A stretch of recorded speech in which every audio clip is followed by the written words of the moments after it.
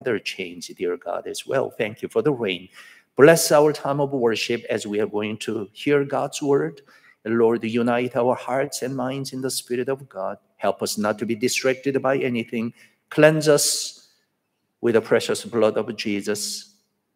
Dear Lord, we do bless your holy name. We pray in Jesus' name. Amen.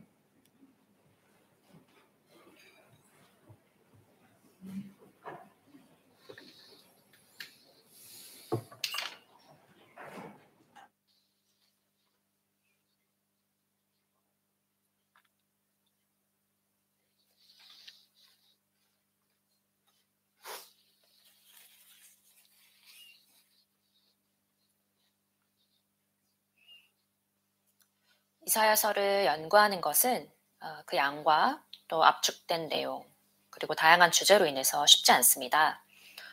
이사야는 예레미야, 에스겔, 다니엘과 함께 주요 선지자 중에 한 사람으로 간주됩니다.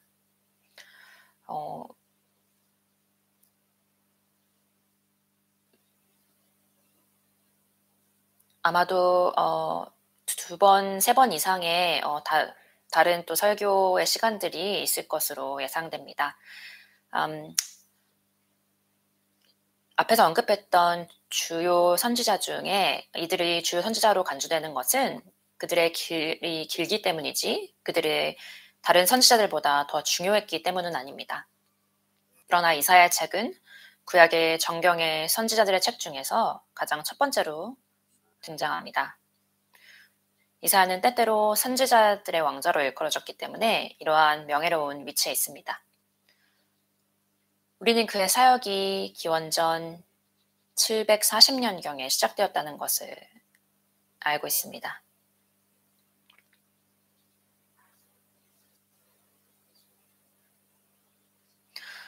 여기에는 조금 다른 견해들이 있을 수 있습니다. 어떤 사람들은 760년경에 시작되었다고 하기도 하지만 오늘 저는 여기서 기원전 740년경으로 시작되는 것을 말씀드리고자 합니다. 왜냐하면 이사야서 6장 1절에서 그의 환상은 우시야 왕이 죽은 해에 시작되었다고 언급하고 있으며 우시야 왕의 죽음이 또 세속 역사가들에게 알려져 있기 때문입니다. 이때는 예루살렘이 무지서한 시기였으며 끊임없는 변화가 동시대 사람들을 당황하게 하고 또한 때로는 위협하기도 했습니다. 이러한 상황 속에서 하나님은 선지자에게 백성들의 죄와 나라들을 위한 심판과 구원에 대한 하나님의 계획에 대한 진리를 나타내는 특별한 계시를 제시하셨습니다. 이사야서 1장 1절의 처음 몇 마디는 바로 이사야의 환상입니다. 이사야서는 66장으로 구성되어 있습니다. 장일수가 많기 때문에 우리는 이 이사야서를 대선지서와 소선지서를 포함한 모든 선지서 중에서 가장 길다고 생각하는 경향이 있습니다. 그러나 히브리어 단어를 세어보면 이사야서는 에레미야서나 에스겔서보다 히브리어 단어 수가 적습니다. 이사야서는 16,930 단어, 그리고 예레미야는 21,819단어, 에스겔은 18,731개 단어가 있습니다. 이사야서에는 에스겔서보다 몇 구절이 더 있습니다.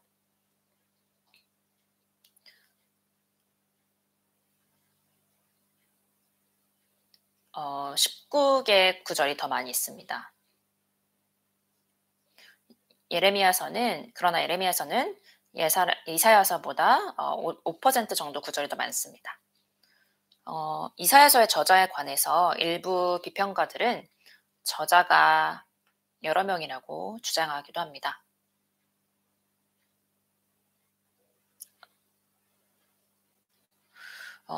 현대의 주석가들의 책을 보면 이사야가 한 명 이상이라고 또 저자가 여러 명이라고 이렇게 주장을 하는데 그들이 이러한 주장을 하는 주요 이유 중에 하나는 바사왕 고레스의 이름이 이 책에 2번이 언급되는데 그는 이사야가 죽은 후에 적어도 200년 이후에 살았다는 것입니다.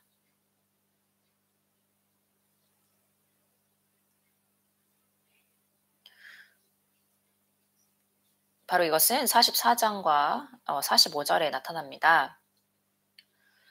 따라서 이런 이유로 비평가들은 이 책의 후반부, 즉 40장에서 66장이 이사야가 쓴 것이 아니라고 주장하기도 합니다.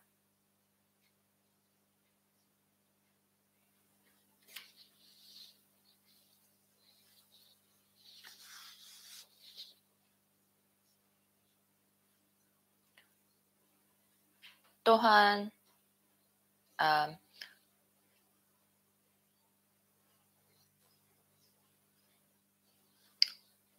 전반부는 이사야서의 전반부는 39장 1장부터 39장 그리고 후반부는 40장에서 66장으로 이렇게 나눠집니다. 이것은 마치 성경이 구약이 39장 그리고 신약이 27권이 있는 거와 마찬가지입니다.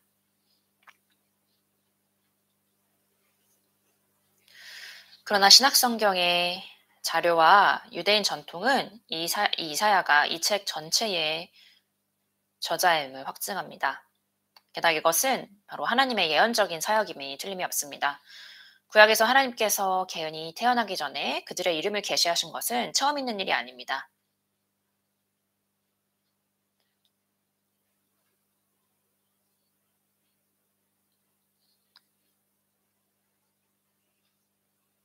하나님께서는 사람들이 태어나기 전에 그들에 대한 예언을 하실 수 있으신 분이십니다.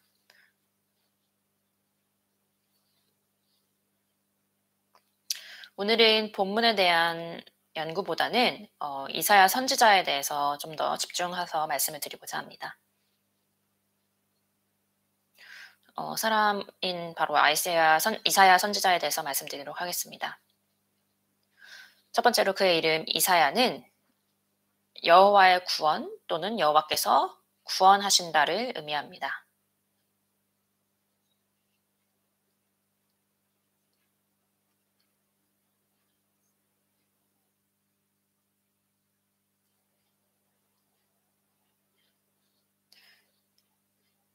야훼는 바로 여호와의 히브리어 단어입니다.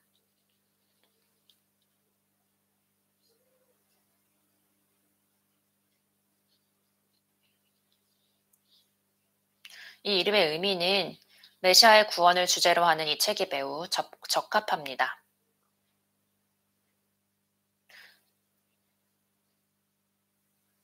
바로 이사야서에는 많은 메시아에 대한 예언이 있기 때문입니다. 그리고 이사야 설교는 모든 인간의 노력은 헛된 것이며 오직 주만이 구원하신다라는 주제가 주를 이룹니다. 또 이사야는 아모스의 아들인데 바로 이사야 1장 1절과 2장 1절에 나타나 있습니다. 아모스는 이사야에 관련해서 이렇게 여러 번 언급되지만 그에 관한 다른 정보는 없습니다. 선지자 이사야의 전기를 구성하는 것이 불가능한데 왜냐하면 구할 수 있는 자료가 너무나도 부족하기 때문입니다. 이사야 아버지 아모스가 누구인지는 알 수 없지만 일부 학자들은 이사야가 왕들에게 쉽게 접근할 수 있었기 때문에 이사야가 왕족의 일원이었다고 추측합니다.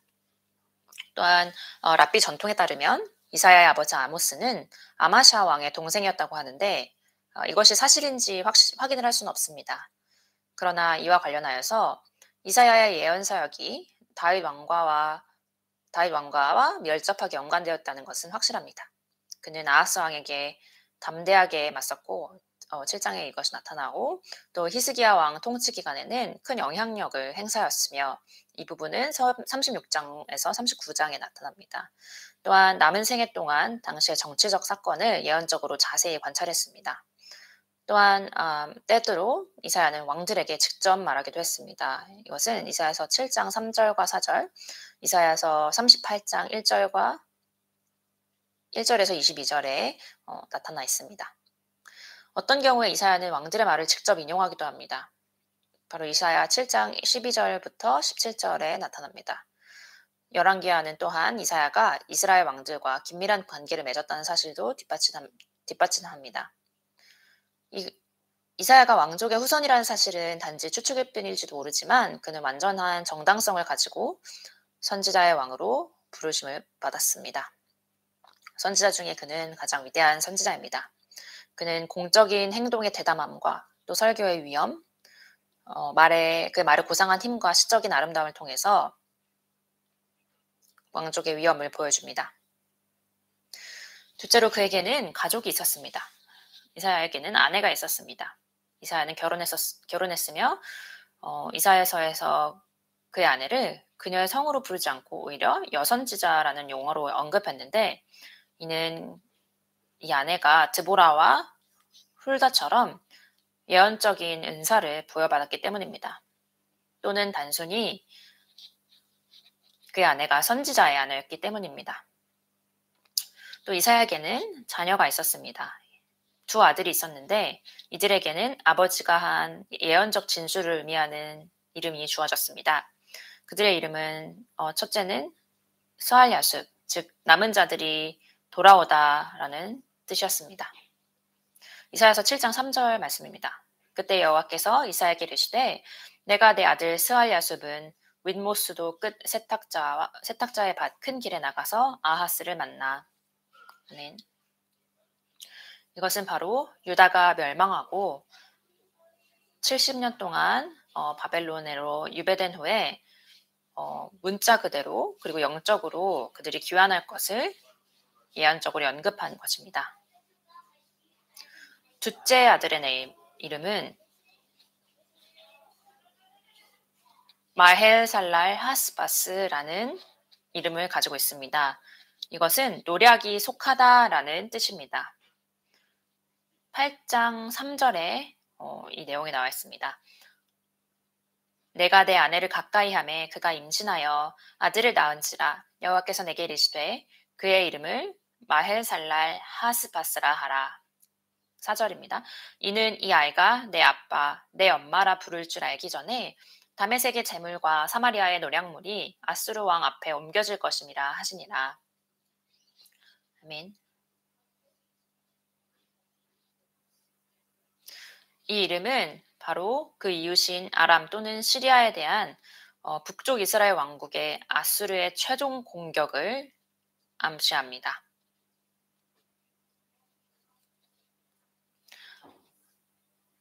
아수르는 모든 적들을 공격하고 파괴하고 약탈하기를 열망했습니다.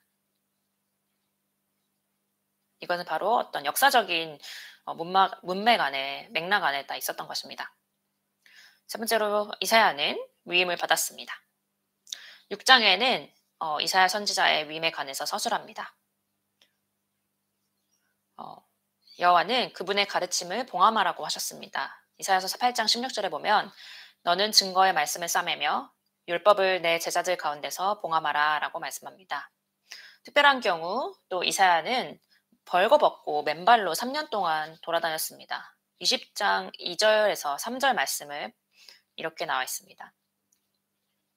그때에 여호와께서 아모스의 아들 이사야에게 말씀하여 이르시되 갈지어다 내 허리에서 배를 끄르고 내 발에서 신을 벗을지니라 하시매 그가 그대로 하여 벗은 몸과 벗은 발로 다니니라. 3절 여호와께서 이르시되 나의 종 이사야가 3년 동안 벗은 몸과 벗은 발로 다니며 애굽과 구스에 대하여 징조와 예표가 되었느니라. 아멘.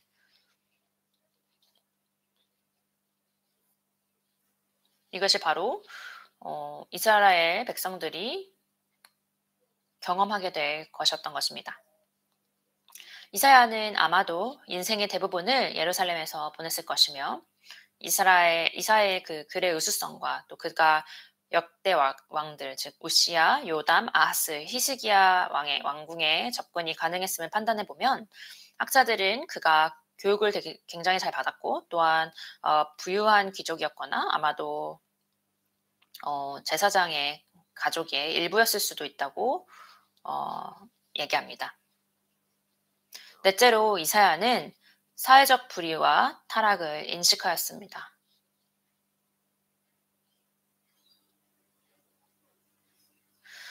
이사야는 당시 사회에서 높은 지위에 있었던 것으로 보입니다.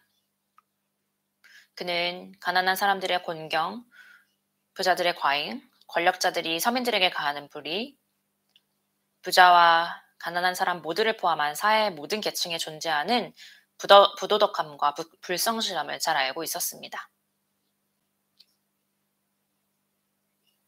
교육과 부와 또 궁정에 대한 접근이라는 이점에도 불구하고 이사야는 하나님의 선지자로서 그리고 동시대 사람들이었던 보다 일반적인 사회정의 선지자들, 즉 아모스와 호세아와 미가와 매우 유사하게 그리고 강력하게 말했습니다.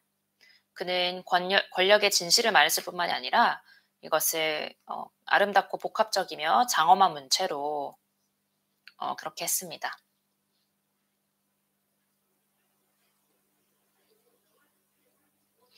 안타깝게도 우리가 선지자 이사야에 대해서 알고 있는 것은 이 정도입니다. 우리는 그가 이사야서를 쓴 시기에 대해서는 많이 알고 있지만 그의 생애에 관한 세부적인 내용을 거의 알고 있지 않습니다. 성경의 또 놀라운 점 중에 하나는 엘리야나 엘리사와 같이 성경책을 쓰지 않은 선지자들의 삶에 대해서는 우리가 많이 알고 있지만 이사야처럼 성경을 쓴 사람들의 삶에 대해서는 상대적으로 거의 알지 못한다는 것입니다. 그럼에도 불구하고 이사야 말씀은 유대교와 기독교 모두에 강력한 영향을 미쳤습니다. 신약성경의 저자들은 그를 자주 인용하면서 그의 예언이 어떻게 이스라엘 백성의 포로 생활로부터의 구원뿐 아니라 그리스도 안에 세상의 구원을 가리키는지 보여주었습니다. 이제 이사야 시대에 대해서 함께 나누도록 하겠습니다. 역사적인 배경을 알 수 있을 것입니다.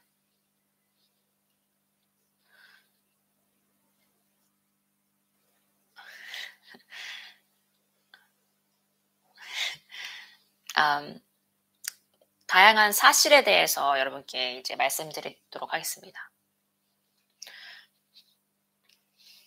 이사야 시대는 아수르와의 끊임없는 충돌로 특징이 지어졌습니다. 그러므로 이 기간에 관련된 아수르 왕들에 대해서 아는 것은 중요할 것입니다. 그들은 디글랏빌레셀, 살마네셀, 사르곤 2세, 그리고 산헤립입니다.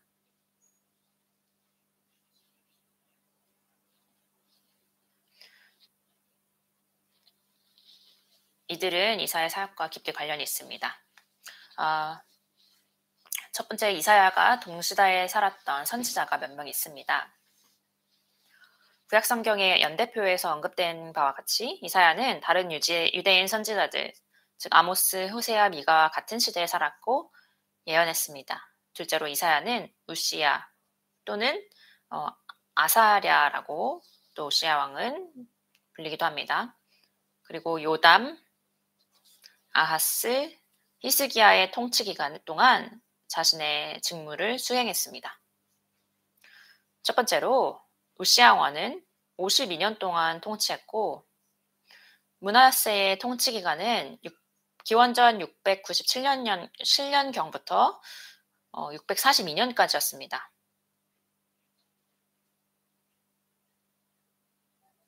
우시야는 좋은 왕이었습니다. 그리고 52년이란 긴 시간을 통치했습니다. 이사야서에는 기원전 681년에 발생한 산헤립의 암살에 대한 언급이 있습니다. 이는 이 역사적인 사건이 므낫세의 통치 기간에 일어났다는 것을 의미합니다. 이는 1장 1절에 므낫세의 이름이 언급되지는 않았지만 이사야가 므낫세와 몇 년 동안 동시대에 있었으니 틀림없다는 것을 의미합니다. 따라서 이사야는 대략적으로 약 60년이라는 긴 기간 동안 예언했을 수 있습니다. 유대 전통에 따르면 그는 므낫세 시대에 순교했다고 합니다. 셋째로 이사야는 아수르 제국의 확장과 이스라엘 쇠퇴를 알리는 격동의 시기에 기록을 했습니다. 티글랏빌레셀 3세, 즉 기원전 745년에서 727년에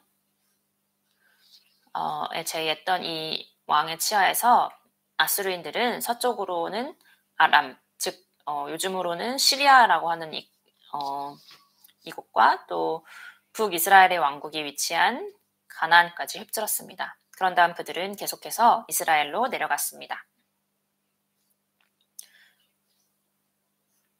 그래서 이에 대해서 아람 왕, 즉 시리아 왕과 이스라엘 왕은 유다 왕 아하스에게, 바로 남왕국의 유다 왕 아하스에게 압력을 가하여서 아수르에 맞서서 동맹을 맺도록 하려고 했습니다.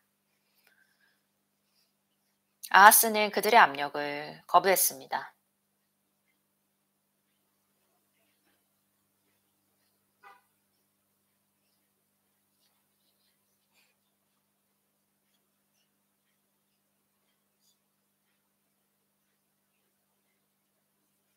바로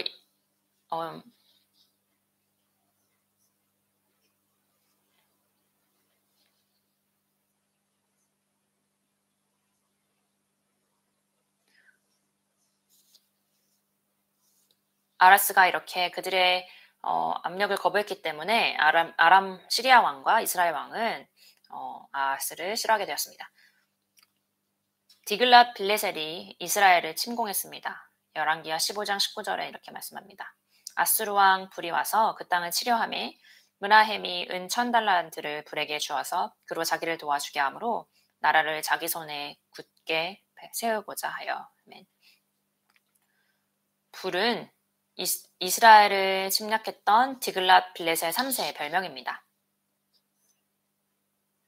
다메섹 사람 르신과 사마리아 사람 베가가 유다를 공격하여서 유다는 패했습니다. 바로 유다가 시리아에 대항하기를 거절했기 때문입니다. 그것은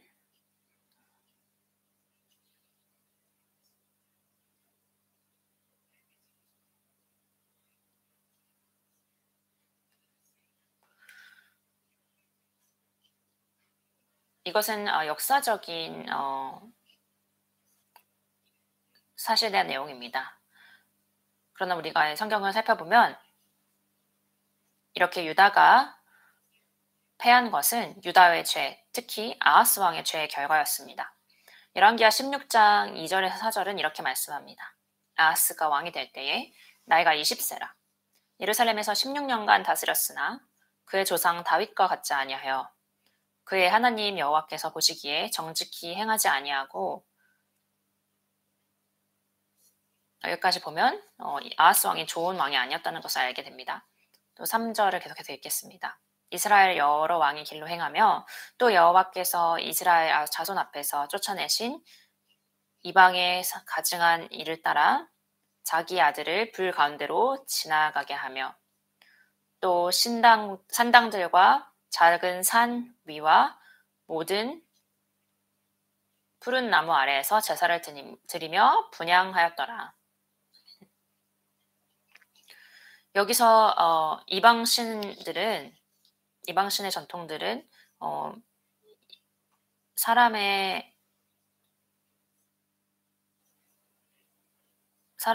희생 제물로 바치는 이러한 의식이 있었는데 이것을 바로 남유다 왕인 아하스가 따라한 것이었습니다.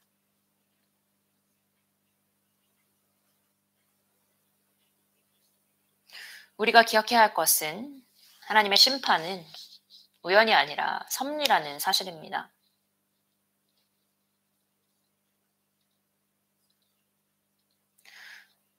우리가 우리 삶에 여러 가지 어려움을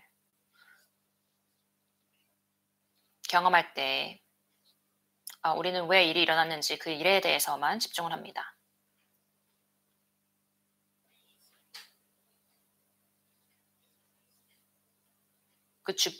그분은 하나님은 자기 백성의 죄를 심판하셨습니다.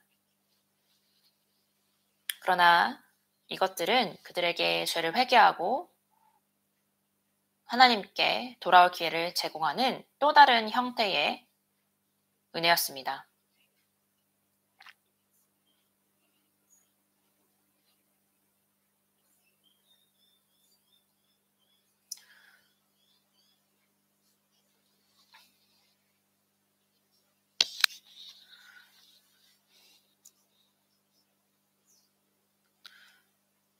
하나님을 의지하고 하나님을 따르기보다 유다 왕 아하스는 이스라엘과 아람이 공격해 올 때 바로 디글랏 빌레셀, 즉 아수르에게 도움을 구했습니다.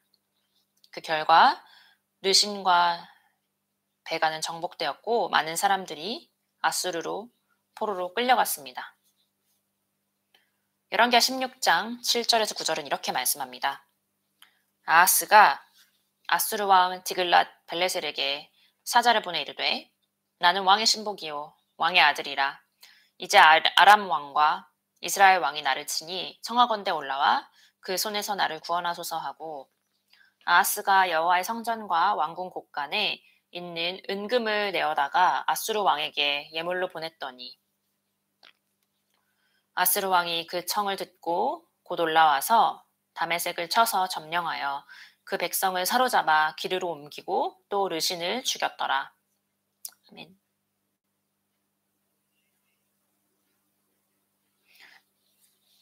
이사야는 이 결정을 비난했습니다.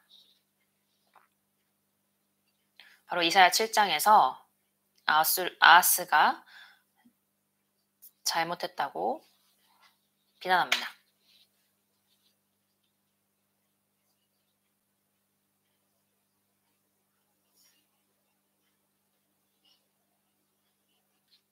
이로 인해서 남왕국은 더욱 약해지고 북의 아수르인의 공격에 노출되었습니다.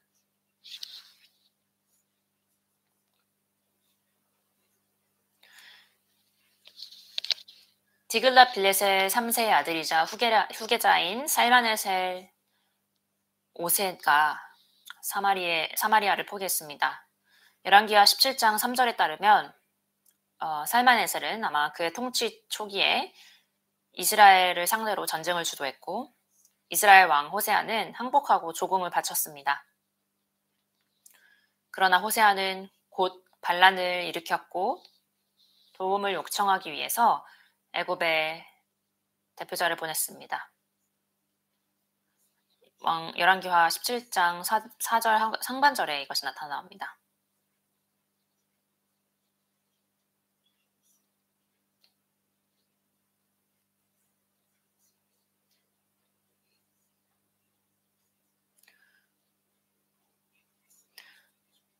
이러한 반란에 대응하여서 아수르 왕 살마네셀은 사마리아를 공격하여 호세아를 체포했습니다.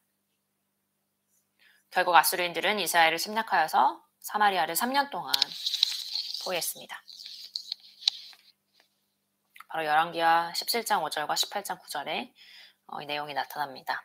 이 도시는 마침내 722년과 721년에 아수르인들에게 함락되었고 인구의 일부는 아수르로 유배되었습니다.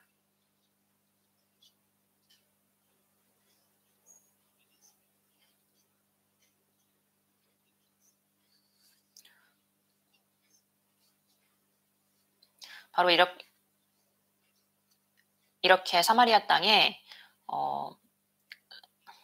이방인들이 들어오고 또 원래 살던 사람들이 이방 땅으로 포로로 잡혀왔기 때문에 사마리아 사람들이 나중에 이렇게 그 양쪽의 후손으로서 나타나게 된 것입니다.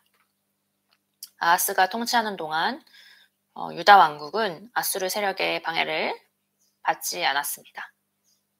히스기야 바로 기원전 726년에 히스기야는 왕위에 오르자 아수르 왕을 배반하고 애굽을 의지했으나 히스기야는 절망에 빠져서 아수르 왕에게 굴복해야 했습니다.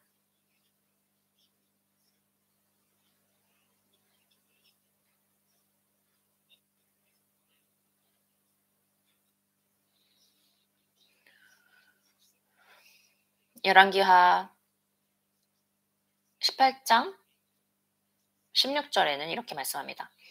또 그때에 유다 왕 히스기야가 여호와의 성전문의 금과 자기가 모든 기둥에 입힌 금을 벗겨 모두 아수르 왕에게 주었더라.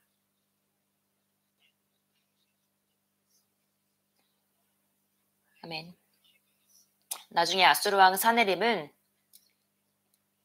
기원전 701년에 세 명의 장군 다르단, 랍사리스, 랍사게와 함께 그의 군대를 예루살렘을 향해 히스기야를 치도록 보냈습니다.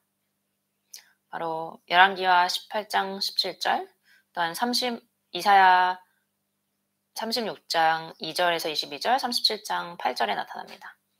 경건한 히스기야 왕은 간절히 기도했습니다.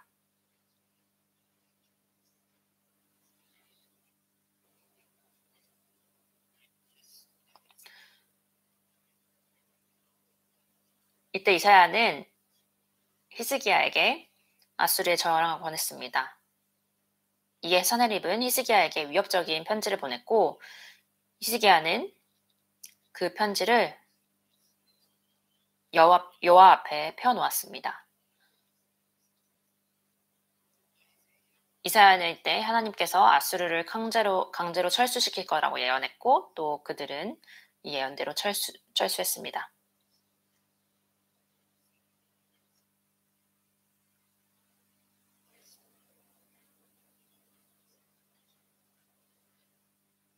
하나님께서 예루살렘을 보호하셨습니다. 열왕기하 19장 32절에서 34절에 이렇게 말씀합니다. 그러므로 여호와께서 아수르 왕을 가리켜 이르시기를 그가 이성에 이르지 못하며 유리로 화살을 쏘지 못하며 방패를 성을 향하여 세우지 못하며 치려고 토성을 쌓지도 못하고 오던 길로 돌아가고 이성에 이르지 못하리라 하셨으니 이는 여호와의 말씀이니시라. 내가 나와 나의 종 다윗을 위하여 이 성을 보호하여 구원하리라 하셨나이다 하였더라. 아멘. 이제 하나님의 심판이 아수르 사람들에게 임했습니다. 사네립은 유다에서 닥친 재앙의 충격에서 결코 회복되지 못했습니다. 그는 더 이상 남부 블레셋이나 애굽에 대해서 원정을 하지 않았습니다. 그 대신 사네립의 두 아들은 사네립이 그의 신을 섬기는 동안 그를 살해했습니다.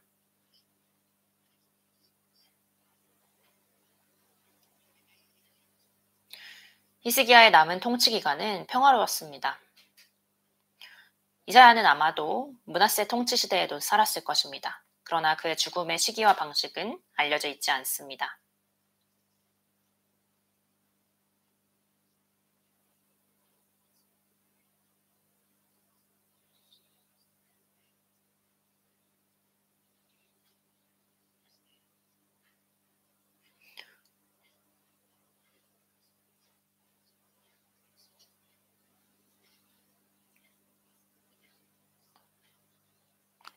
왕들의 어떤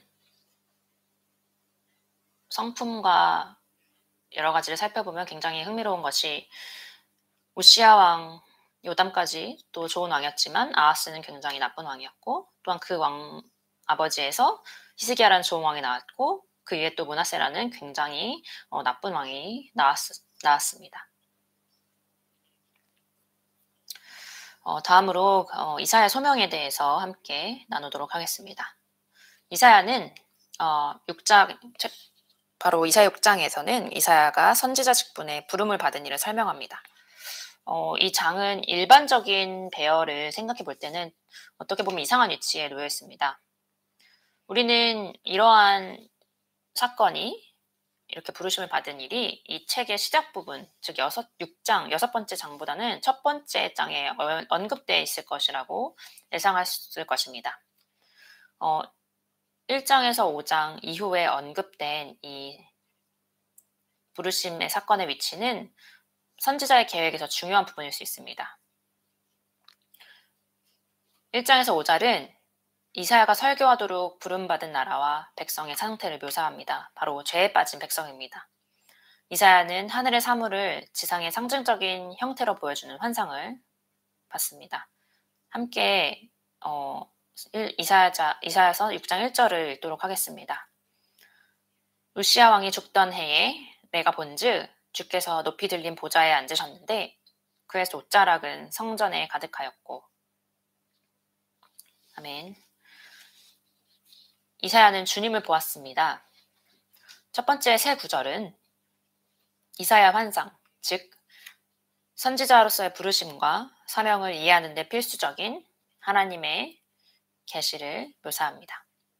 이사야는 죄 많고 이 반역적인 나라에게 복음을 전하도록 보냄을 받기 전에 하나님의 위대하심과 장엄하심에 거룩하심에 대한 환상을 받았습니다.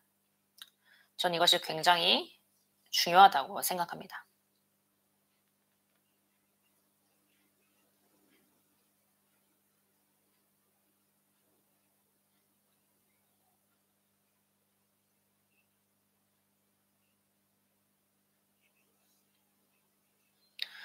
하나님께 부르심을 받기 전에 바로 하나님이 얼마나 위대하신지 이사야는 보게 되었습니다. 1절에 이사야가 여호와를 보았다고 했습니다. 어떻게 볼 수 있었는지는 여기서 나타나지 않았습니다.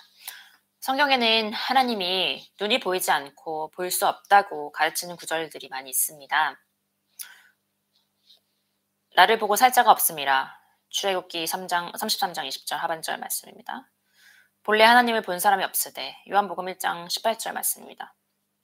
또 사실 바울은 또한 다음과 같이 말합니다. 디모데전서 6장 16절에 보면 바로 하나님은 오직 그에게만 죽지 아니함 있고 가까이 가지 못할 빛에 거하시고 어떤 사람도 보지 못하였고 또 볼 수 없는 이시니. 또 요한복음 4장 24절은 하나님은 영이시니 라고 말씀합니다. 그러나 여기서 이사야서에서 이사야는 주님을 보았고 또 성경의 다른 많은 사람들도 하나님을 보았다고 합니다. 야곱은 창세기 32장 30절에 내가 하나님과 대면하여 보았다라고 말했습니다. 마태복음 5장 8절에 또 이렇게 예수님께서 말씀하십니다. 마음이 청결한 자는 복이 있나니 저희가 하나님을 볼 것임이요. 아멘. 하나님을 본다는 말은 바로 두 가지 의미로 사용되는 것이 분명합니다. 사람은 하나님의 본질을 볼 수 없습니다. 사람은 하나님이 자신을 계시하신 대로만 하나님을 볼 수 있습니다. 우리는 하나님을 있는 그대로 알지 못합니다. 우리는 바로 하나님께서 자신을 계시하신 대로만 하나님을 알 수 있습니다. 그렇기 때문에 성경이 굉장히 중요한 것입니다.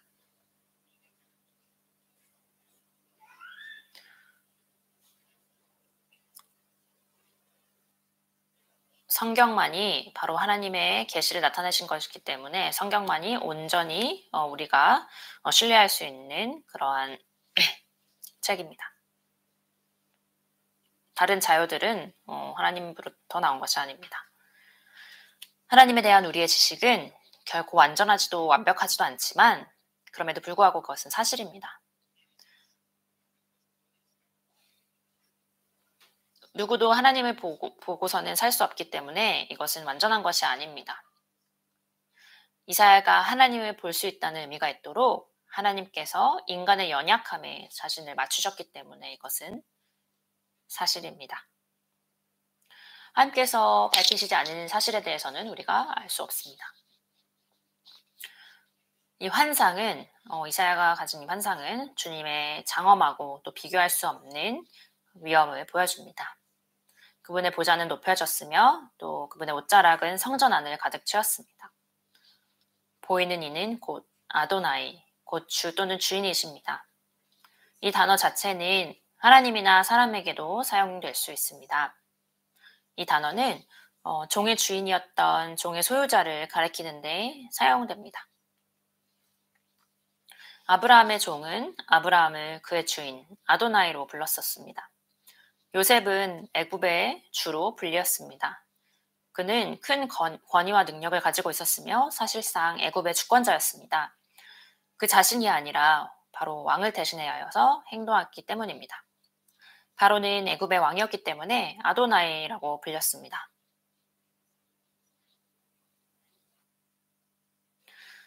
이 단어가 하나님에 대해서 쓰였을 때 바로 하나님은 우주의 주권자이시기 때문에 아도나이이십니다.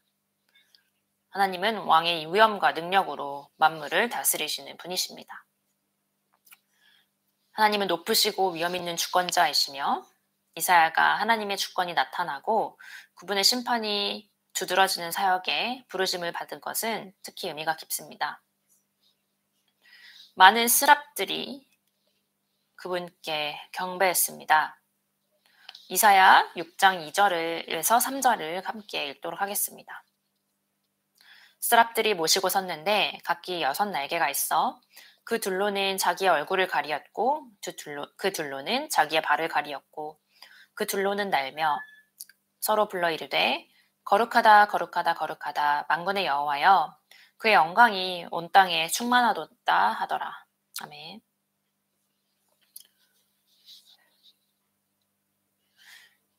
여기서만 언급된 바로 그분을 여호와를 둘러싸고 있는 스랍들은 명백히 천상의 영들로서 그들의 사역에서 특히 하나님의 거룩함이 두드러집니다. 그들은 2절에 나타난 바로 이 행위들을 통해서 주님을 인정합니다. 두 날개가 하나님의 영광의 압도적인 영향력으로부터 그들의 얼굴을 가르고 있습니다.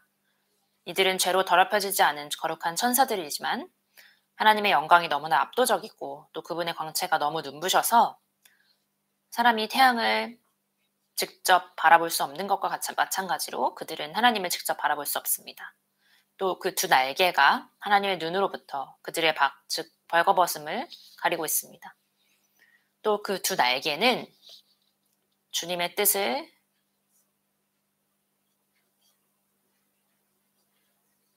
수행할 준비가 되어 날기 위해서 사용됩니다. 3절에서 스랍들은 그들의 말로 주님이심을 인정합니다. 그들은 그분의 완전한 거룩함과 온전히 온 땅에 나타난 그분의 영광 때문에 여호와를 경배합니다. 서로 불러 이르되 거룩하다 거룩하다 거룩하다 만군의 여호와여 그의 영광이 온 땅에 충만하도다 하더라. 바로 3절에 이렇게 다시 읽지만 3절에 이렇게 나타납니다. 이 스랍들은 큰 소리로 화답하며 전능하신 주님의 거룩함과 영광을 찬양하고 연기가 올라가서 하늘 성소를 가득 채우는 불타는 제단을 섬깁니다. 여기서 사용된 그 거룩한 즉 카도시라는 이 단어는 하나님을 그분의 피조물로부터 분리시키는 신성한 완전성의 전체를 의미합니다. 신성한 것과 인간적인 것은 이해할 수 없는 대조를 이룹니다. 하나님은 그분의 거룩하심으로 인간과 구별되십니다.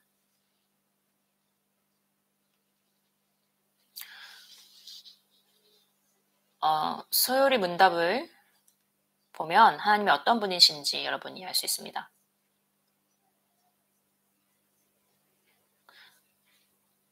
하나님은 다양한 그분의 본질에 있어서 다양한 성품을 가지고 계십니다. 하나님은 거룩하시고 하나님은 선하시고 하나님은 모든 것을 아시고 또 이런 다양한 성품들을 우리가 알 수 있습니다.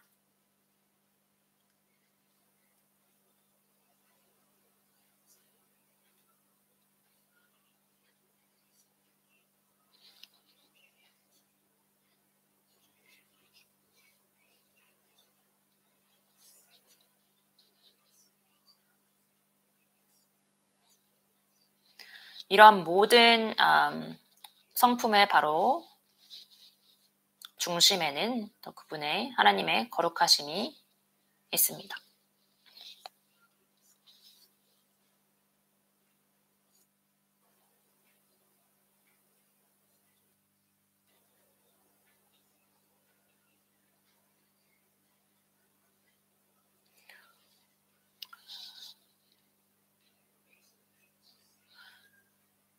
어떤 사람들은 하나님의 사랑에 대해서 집중하여 말하는 경우가 있습니다. 그러나 바로 이런 것의 중심에는 거룩함이 있습니다. 이것은 거룩한 사랑입니다.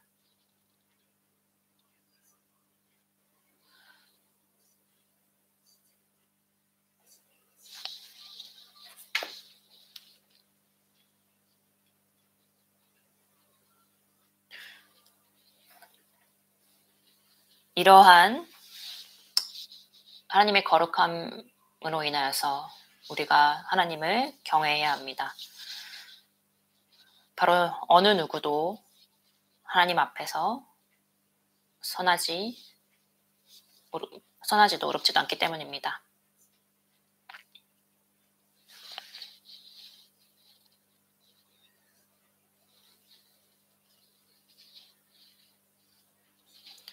또한 하나님의 거룩하심은 그분의 신성을 구성하는 어떤 긍정적인 성품들로 구성됩니다. 하나님의 내적인 본질과 관련된 하나님의 거룩하심은 대체로 숨겨져 있지만 하나님의 영광은 모든 피조물에 의해서 선포되어 나타나 있습니다. 르포드의 말을 인용했습니다. 주님의 거룩하심은 부르심의 환상에서 매우 두드러지며 이사야의 모든 사역에서 계속해서 그 특징을 남깁니다. 죄에 대한 하나님의 반대에 대한 강조가 있습니다. 이는 이사야가 여호와의 거룩하심을 묵상할 때에 자신의 죄를 깨닫게 된다는 사실에서 분명해집니다. 장엄한 환상은 놀라운 반응을 불러일으켰습니다. 6장 4절에서 5절의 환상에 대한 반응은 하나님의 위엄과 경이로움을 더욱 고조시킵니다. 바로 이것은 그분의 영광입니다.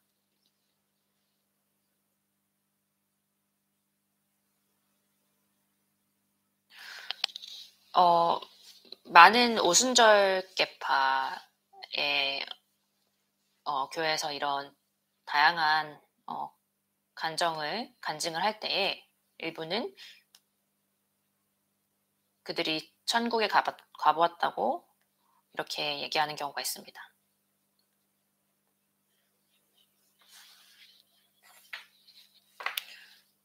이것은 이사야가 본 그런 환상과는 또 굉장히 다른 것입니다.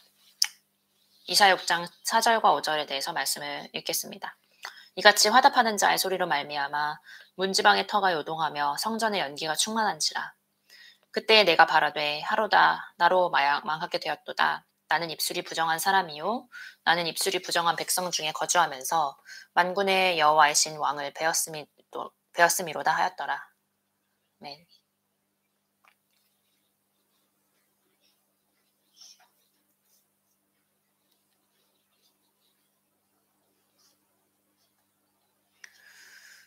수랍들의 소리로 인해서 문지방의 터가 흔들리고 성전의 연기가 가득 찼습니다. 하나님의 거룩함과 영광은 모든 사람들의 눈에 나타날 것이며 그로 인해서 하나님은 죄를 벌하시고 하나님의 백성을 구원하실 것입니다. 이 연기의 의미는 불확실합니다. 이것은 하나님의 임재 또는 분향단에서 연기가 올라가는 성소의 장면을 나타낸 것일 수도 있습니다. 또는 연기는 여호와의 진노를 나타내는 것일 수도 있습니다. 이러한 해석으로 연기는 어떤 이런 장면의 경이로움을 더하며 이사야의 사명에서 곧 선포될 주님의 진노와 심판을 묘사할 것입니다. 5절의 환상에 대한 이 이사야의 반응은 화로다 나여 망하게 되었도다 라고 외치면서 경악과 절망의 반응이었습니다. 자신의 죄와 자기 백성의 죄를 생각할 때에 여호와의 거룩함과 영광의 이러한 나타나심은 이사야를 공포로 가득 채웠습니다. 그가 부정한 입술에 대해서 말하는 사실은 아마도 그가 자신의 말과 수랍들의 순수한 입술 사이에 이러한 대조를 감지하고 자신과 그 백성들이 이 거룩하고 영광스러운 하나님을 찬양해야 된다는 인식에서 비록되었을 것입니다. 5절에 나오는 4가지의 인과절은 이사야가 그토록 절망한 이유를 제시합니다. 5절에서 이렇게 말씀합니다. 그때 내가 말하되 화로다 나여 망하게 되었도다. 나는 입술이 부정한 사람이요 나는 입술이 부정한 백성 중에 거주하면서 만군의 여호와신 왕을 배웠음이로다 하였더라. 여기서 나는 망하게 되었습니다. 나는 입술이 부정한 사람입니다. 나는 입술이 부정한 백성 가운데 거합니다. 그리고 내 눈이 왕이신 만군의 여호와를 배웠습니다. 라고 말합니다.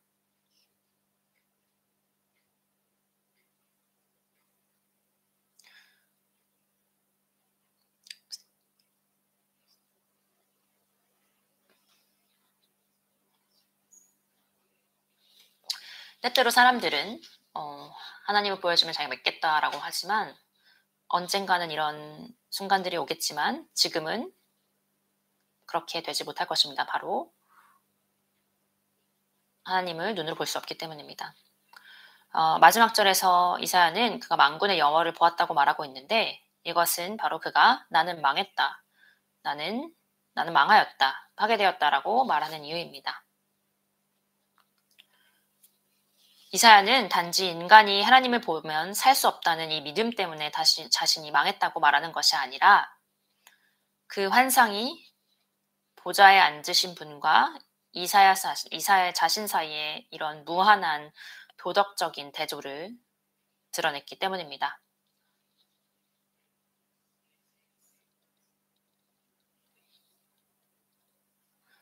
이사야는 여호와의 무한한 거룩함에 비추어서 자신을 보았습니다. 인간이 의식적으로 하나님의 존재로 나아갈 때에 항상 이렇게 됩니다. 이사야는 입술이 부정한 사람입니다. 그가 죄가 없는 입술로 예배하는 거룩한 피조물들의 합창을 방금 보았기 때문에 여기서 입술이 구체적으로 언급되었습니다. 여기서 이사야의 죄의식의 정도를 주목하시기 바랍니다. 비록 입술로 하나님의 찬양하고 경배한다 해도 그 입술은 부정하기 때문에 여전히 부정한 입술입니다. 바로 삼위일체인 하나님 앞에서 그는 제대로 예배드릴 자격조차 없습니다. 죄는 우리의 본성에 너무나도 널리 퍼져 있어서 우리가 하나님께 불순종한다고 규정할 수 있는 것뿐만이 아니라 우리의 모든 생각과 행동을 오염시킵니다. 우리가 최선의 의도와 소망에도 불구하고 우리가 하나님께 예배하는 것은 불완전합니다.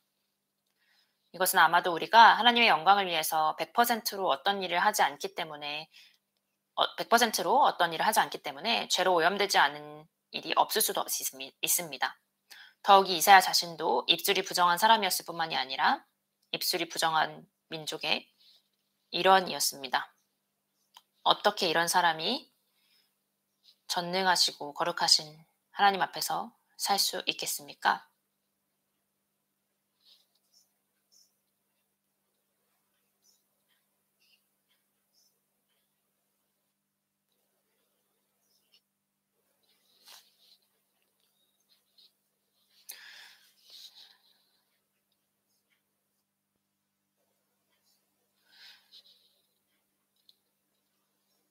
하나님을 마주했던 이사야는 그 자신의 죄를 바로 이 거룩하신 하나님 앞에 내어놓고 자신을 순종할 수밖에 없었습니다.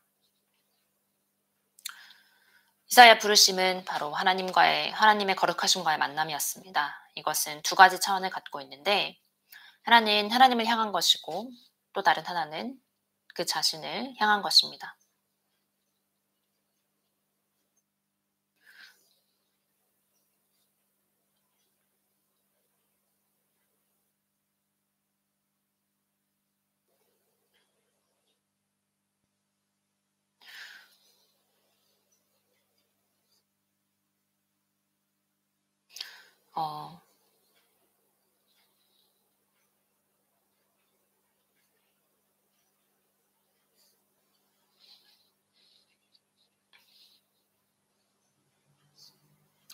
여러분이 바로 거룩하신 하나님과의 만남을 한다면 여러분이 어떠한 사역을 하거나 또 사역에 부름을 받았을 때 여러분이 이것을 하고 싶지 않습니다. 또는 이것을 하는 다른 사역을 하는 사람들을 비난하는 그런 경우가 있습니까?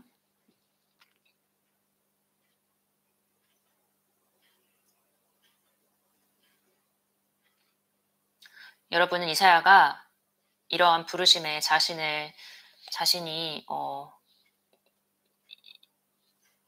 이 일을 할 수 있는 사람이라고 여겼다고 생각하십니까?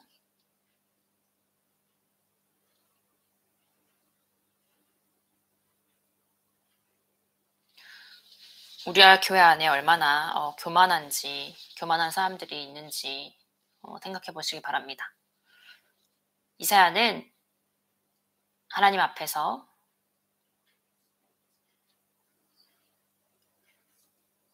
자기의 화가 있다고, 이제 자기는 멸망하게 되었다고 부르짖었습니다.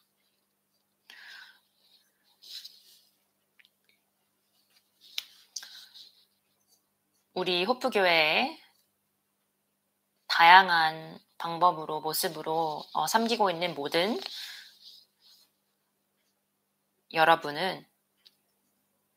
여러분이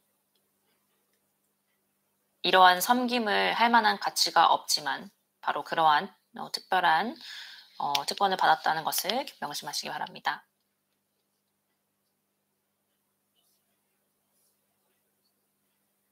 이사야가 바로 이렇게 하나님 앞에서 자기에게 화가 있다고 부르짖은 이유는 모두 하나님의 거룩하심과 영광 앞에서 자신의 부적격함을 볼 수 있었기 때문입니다. 그것은 또한 자신의 죄성을 깨닫게 되었기 때문입니다. 자신의 죄성과 하나님의 거룩하심에 대한 인식의 깊이와 강도가 그를 하나님 앞에서 완전히 무너지게 만들었습니다. 이러한 만남을 통해서만이 그는 하나님께서 요구하신 대로 주님의 선지자가 되었습니다. 하나님의 거룩하심과 자기 자신의 죄성을 마주해보지 않은 하나님의 자녀는 없습니다. 이것은 이사야만의 이야기가 아닙니다. 또한 누구든지 주님께 나아오는 자는 먼저 자기 죄를 회개해야 한다는 주님의 메시지이기도 합니다. 바울은 그리스도와 함께 십자가에 못 박힌 하나님의 자녀들에 대하여 그들의 죄의 몸을 죽었으니 자신은 죄에게 종노릇하지 아니한다고 말합니다. 우리의 선한 행실이나 선행을 통해서 주님을 만나는 것이 아닙니다. 우리는 우리의 죄를 위해 죽으신 십자가에서 주님을 만나야 합니다. 우리는 죄 가운데서 죽어야 하고 그리스도와 함께 살아야 합니다. 우리의 모든 선과 의는 더러운 누더기와 같습니다. 여러분과 저를 포함한 모든 사람이 죄를 지었습니다. 우리는 하나님의 영광에 이르지 못합니다. 우리가 부패하고 타락한 존재이며 하나님으로부터 멀어졌다는 사실을 깨닫기 전까지는 하나님을 알지 못하고 구원도 없습니다. 여러분은 용서를 받으셨습니까? 여러분의 죄를 고백하셨습니까? 함께 기도하시겠습니다.